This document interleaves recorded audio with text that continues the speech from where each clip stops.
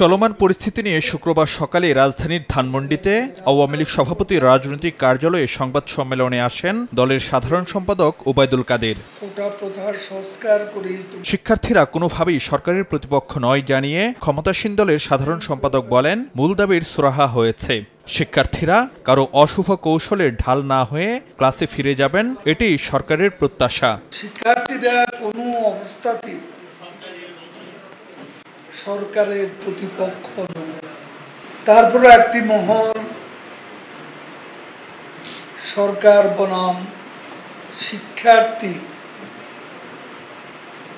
Game খেলে ফায়দা লোকটার অপচেষ্টা করছে। ইতিমধ্যে শিক্ষার্থীদের অযথা হয়রানি এবং আটক না করতে আইন প্রয়োগকারী সংস্থাকে নির্দেশ দেওয়া হয়েছে।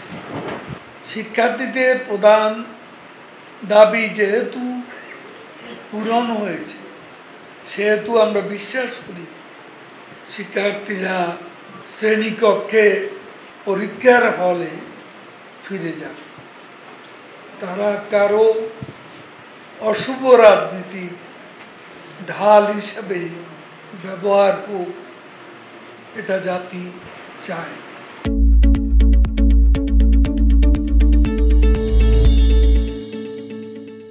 নাগরিক সমাজের প্রতিনিধিদের মতামতের প্রতি সরকারের শ্রদ্ধা রয়েছে জানিয়ে ওবায়দুল কাদের বলেন, তা যেন তৃতীয় কোনো শক্তি উস্কানিতে ব্যবহার না করে সেদিকেও নজর রাখতে হবে।